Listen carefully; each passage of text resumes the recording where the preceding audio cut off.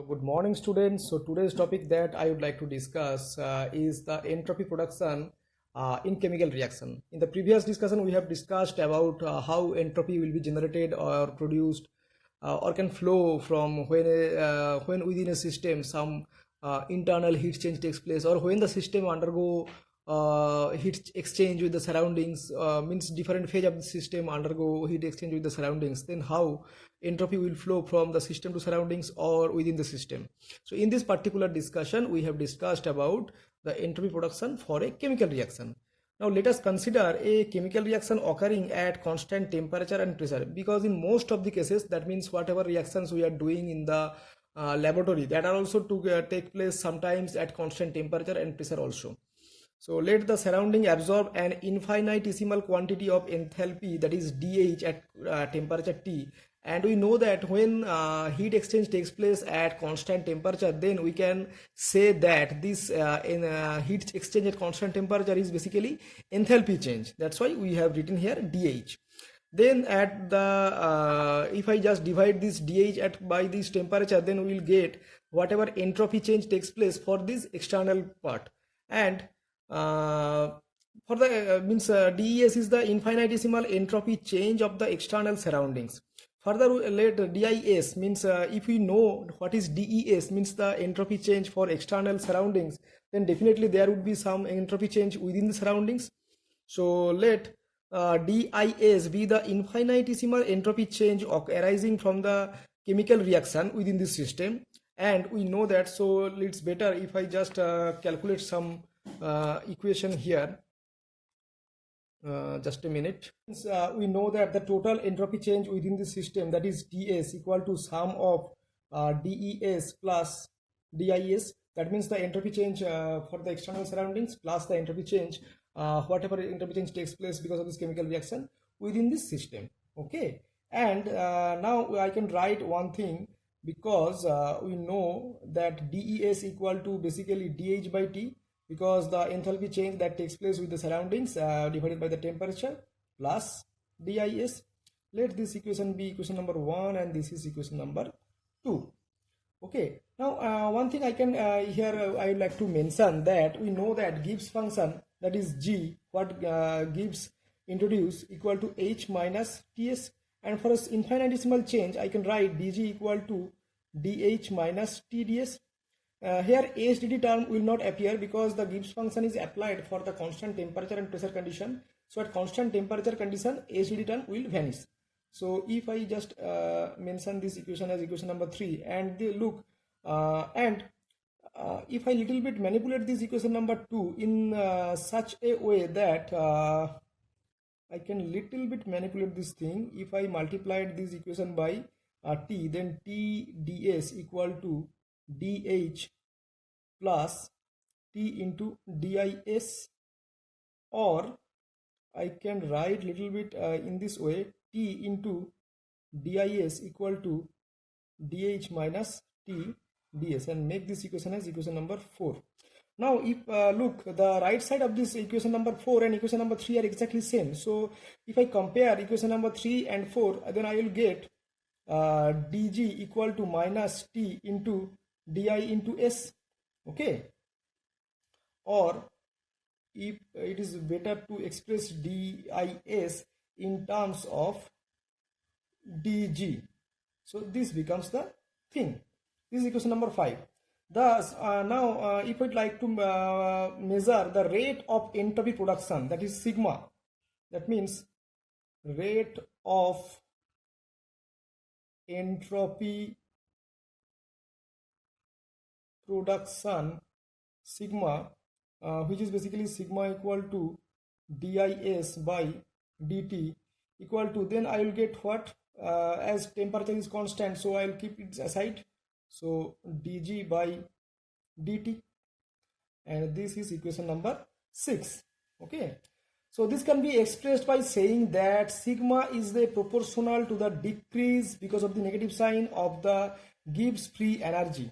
And according to Clausius, we know that if within the system some heat originated because of this chemical reaction, then this heat cannot be means compensated by doing some work. So this amount of heat you cannot utilize in doing some work. So if I multiplied ds, means the total entropy change for the system, by the temperature of this system, then I will get the whatever heat change takes place within the system and whatever exchange of heat takes place because of this entropy change. That means the total entropy change multiplied by temperature gives me the total heat change takes place both in internal and the external case. And if I just subtract the external heat change from this total heat change, then I will get the internal heat change, that is the uncompensated heat change.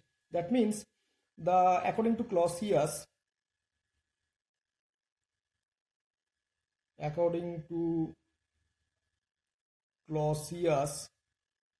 the uncompensated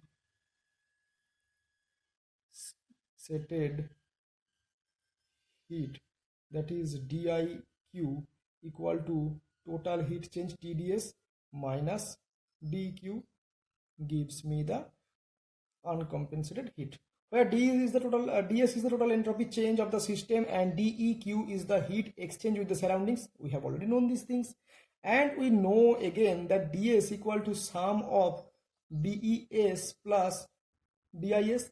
Because of this equation 1, we can know that the total entropy change within the system equal to sum of the external and internal parts of this thing.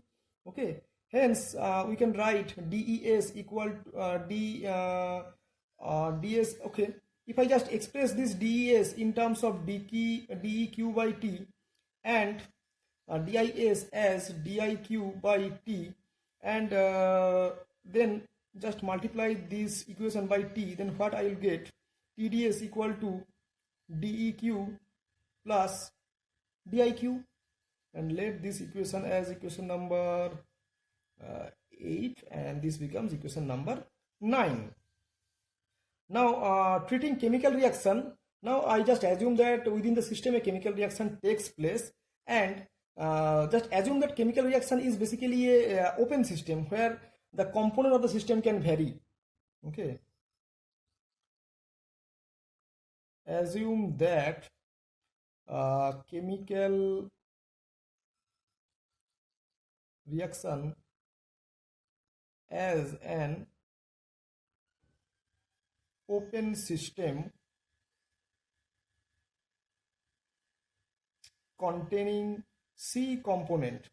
That means total component can vary from 1, 2 to C. Then we have the free energy change, that is dg equal to vdp minus sdt plus, because of this open component you have to count the contribution from the individual component, that is mu gamma into dn gamma. This is equation number 10, where mu gamma is the chemical potential of the gamma-th component and n gamma is the number of moles of the gamma-th component. Now if I applied at constant temperature and pressure condition, then what happened? These two terms will vanish. Because of this constant pressure condition, vdp will vanish, and because of the constant temperature condition, sdt will vanish. So at that time dg at constant pressure temperature becomes summation gamma into mu gamma into dn gamma. It is equation number 11. Now from the equation number 6, that is sigma equal to minus 1 upon t dg by dt, and equation number 11, that is dg at constant pressure temperature equal to summation gamma mu gamma into dn gamma, I can easily calculate the value of the entropy production rate, that is sigma, and sigma equal to at that time I will find that sigma is basically dis by dt equal to, if I put the value of dg at constant pressure temperature in this previous equation, it becomes mu gamma remains unchanged into dn gamma by dt, and this equation becomes probably equation number 12. Okay, so substituting the value of n gamma, how can we change the value of n gamma? Because suppose it's a side discussion, suppose a equilibrium reaction where a reactant change to B, and B also changed from because in a equilibrium reaction A is changed to B and B also changes to A in equilibrium condition. And we know that xi is basically a quantity which can measure the advancement of reaction or the extent of reaction.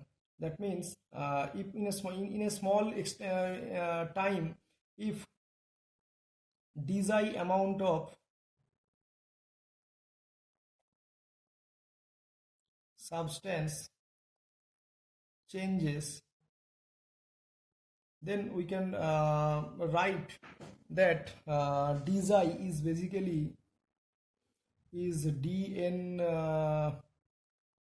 by nu, or dxi gamma for gamma substance is dn gamma by nu gamma, where nu gamma is the stoichiometry, where nu, sorry, my nu and gamma is looking very same. So nu gamma is the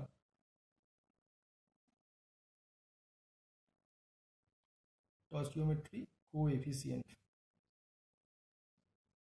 That means if you divide the change in the number of moles of the gamma component by its stoichiometry, you will get the extent of reaction. So it's better in this equation I can express that dn gamma equal to nu gamma multiplied by dxi gamma. So I can use this relation here. Okay, so in terms of xi, the enthalpy production rate, that is dis by dt, becomes minus 1 upon T into dxi by dt into summation gamma into nu gamma multiplied by mu gamma, and let this equation is equation number 13. Okay. So following actually this definition of the extent of reaction or the advancement of reaction, that is xi, is given by D. Donders, scientist D. Donder gives the definition of extent of reaction. Okay, so then D. Donder also introduced a new quantity that is basically known as chemical affinity. Chemical affinity introduced by D. Donders, and chemical affinity is basically, I can say, is the minus, means negative change of free energy with the extent of reaction at constant pressure and temperature. So this is the real definition of chemical affinity. So here if you replace this dg by mu gamma d gamma, then you can say that for unit extent of reaction I can express equal to minus summation gamma into nu gamma multiplied by mu gamma, and this is equation number 14. So using the concept of chemical affinity in this equation, minus of summation nu gamma into mu gamma, I can use A here. So the equation of dis equal to basically A by T into dxi, or if I divided this equation by dt, dis by dt equal to A by T, and this definitely greater than 0. So A by T into dxi by dt. Okay, so this relation will establish. So A by T into dxi by dt. Now the reaction rate is defined in terms of the extent of reaction. How we can express the reaction rate in terms of the extent of reaction? Now the reaction rate in terms of extent of reaction, reaction rate is generally expressed by the small letter v. Okay, so is dxi by dt, means unit time, how much extent of reaction will happen. This is basically the rate of the reaction or reaction rate. So is basically divided by 1 upon nu gamma, it is the stoichiometry, and then dn gamma by dt. This is the relation, and putting this as equation number 15. The molar concentration of gamma component, how can I express? Now if I express the molar concentration of gamma component is defined as C gamma equal to, so molar concentration is the number of moles per unit volume. So if I divide it, because n gamma is the total number of mole of gamma component present within this total volume V, so if I divided this n gamma by V, I will get the molar concentration of gamma component, so n by V. Now n gamma is the number of moles of the gamma component, you know that, and divided the volume means the volume of the system is V. Now if I just differentiate this equation with respect to time, how the concentration of gamma component change over time, then this equation becomes d dt by n gamma by V. Because look here, both the n gamma means the component change with time and the volume also change because of this chemical reaction. So it becomes, so first function is 1 upon V here, so it becomes unchanged, and then dn gamma by dt, and by second if I just unchange then n gamma and then differentiate d dt of 1 upon V, sorry, because look, 1 upon V is not direct function of time, so I can bypass this equation in this way, dn gamma by dt plus n gamma into d dv of 1 upon V into dv by dt equal to 1 upon V dn gamma by dt. And if I differentiate 1 upon V with respect to dv, then what will happen? Minus V square will come. Okay, so this is the equation. Let me change the page. Okay, so up to that point we'll get that now here I would like to mention one thing. If assume that the volume remains constant during the reaction, just assuming that the volume remains constant during the reaction,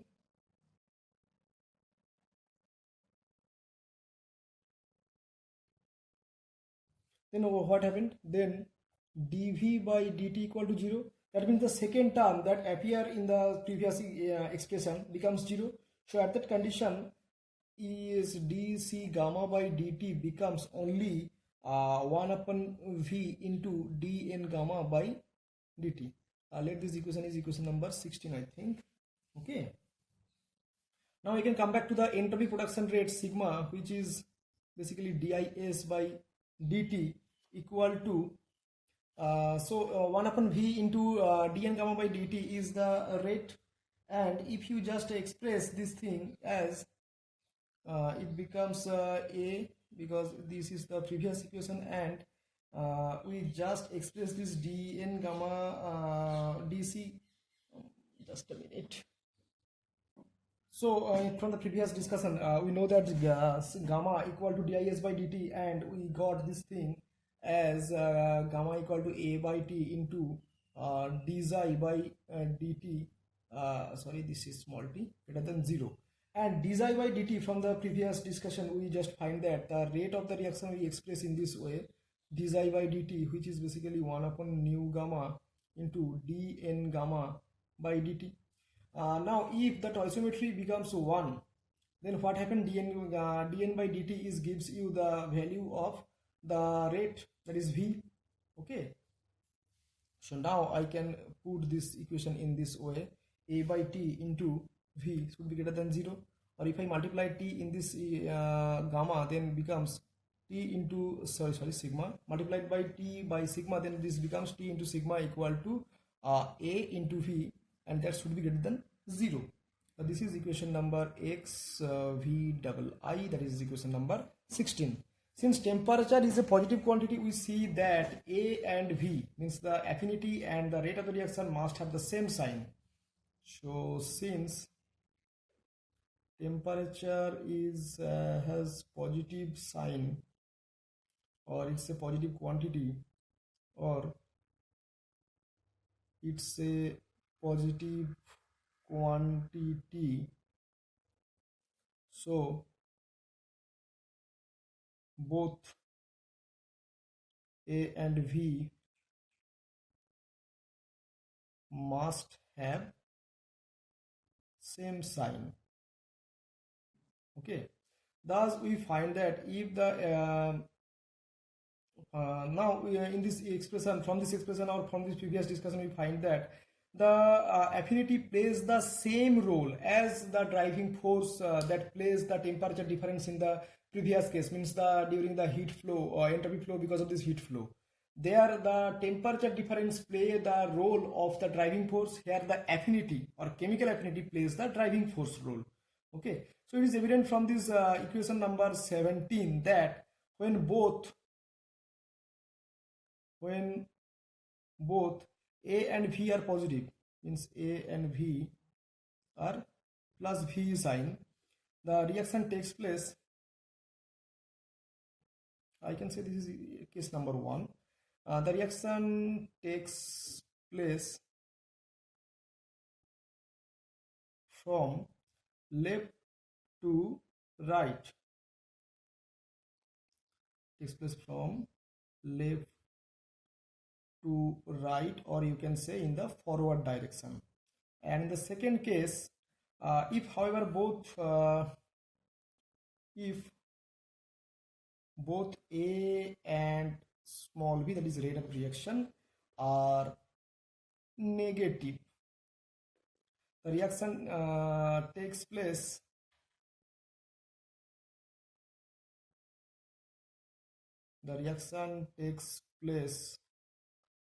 from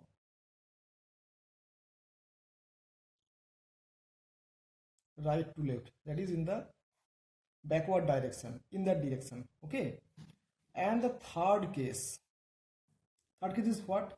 If you find that A for a particular reaction is 0, that means if A equal to 0, then the reaction is in a state of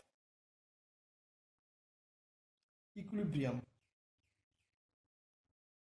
Okay, at that condition, if you find that V is also equal to 0, it does not imply that, or it does not necessarily follow, it does not necessarily follow that A should also be 0. Okay, that doesn't mean that. Now, if you find that V equal to 0 and A not equal to 0, then we have a case of false equilibrium. That means you find that the rate becomes 0, means the rate of both the reaction, mean the forward and backward, are exactly same, but the chemical affinity is not 0. Because if chemical affinity is 0, then the reaction in both the direction will not take place at all. Okay, so at that condition we tell that this is a false equilibrium condition. Okay, now if simultaneous reaction takes place, means lot of reaction within the system takes place simultaneously, then what should be the value of the DIS, the entropy change in the internal, or the entropy production rate? If our simultaneous reaction takes place within the system, then what happened? DIS equal to, I can write in this way, rho.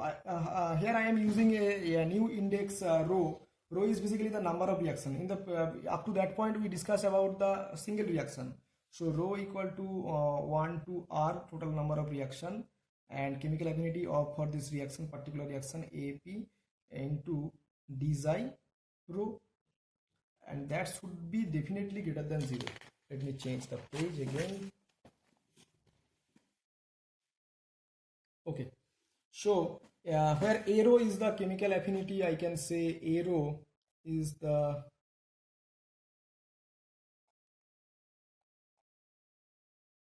chemical affinity of Roeth reaction. Okay, and the value of definitely to gamma into nu gamma, and at the same time I have added rho here into mu gamma, because this is nu gamma into mu gamma for one reaction, and for the Roeth reaction I will use a nu index rho. Okay, so in the above equilibrium state we know that the affinity should be 0. That means in the equilibrium state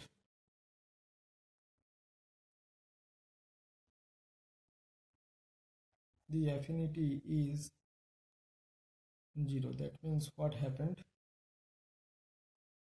A1, A2, A3 up to A rho should be 0 and they must be equal. Now the entropy production rate per unit time, thus the entropy production rate per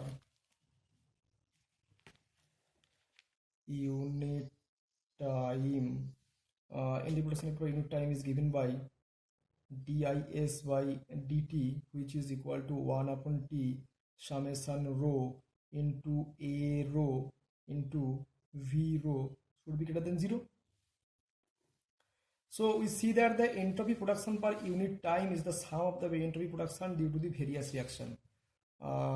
Here we can write, thus we see that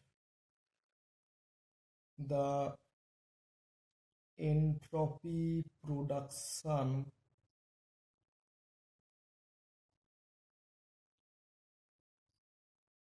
per unit time is the sum of the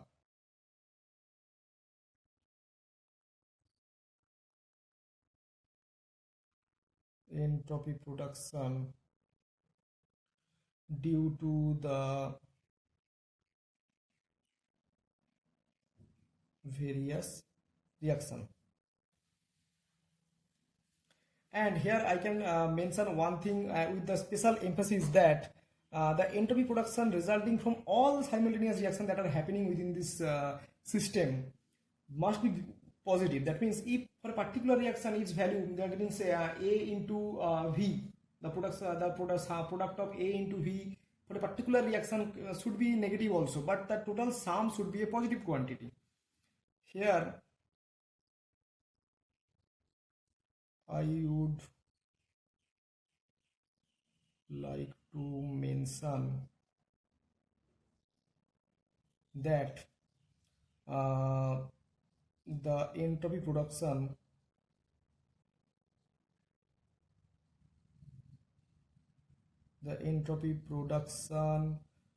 resulting from all the simultaneous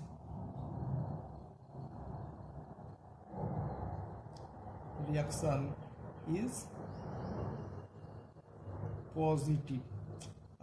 Because of this time is running out, my handwriting is going bad, so take the example. However, it may happens that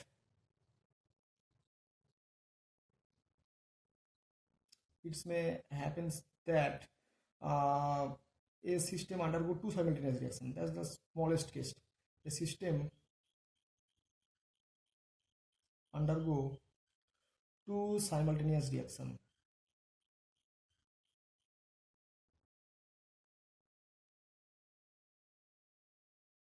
such that the condition is, let's say A1 into V1 is less than 0 and A2 into V2 is greater than 0. Okay, but their relative magnitude is such that when we add to get the total product, total sum, that is A1 into V1 plus A2 into V2, that must be greater than 0. That means the relative magnitude of A1 V1 should be, whatever the value is, negative value is coming, its magnitude should be less than this magnitude. Okay, so if this condition is satisfied, in that condition, then both the reaction are then said to be coupled reaction. So it follows from the above discussion, whatever discussion we have did earlier, it follows that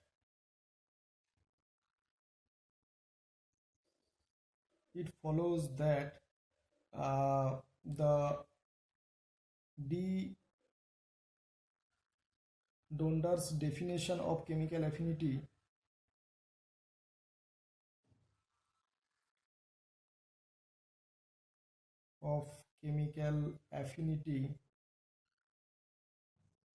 is closely related to the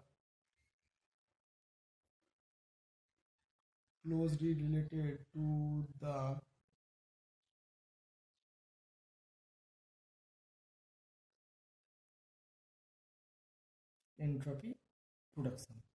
So this is the total things that we have discussed in the lecture note, and here I have discussed all these things properly. Okay.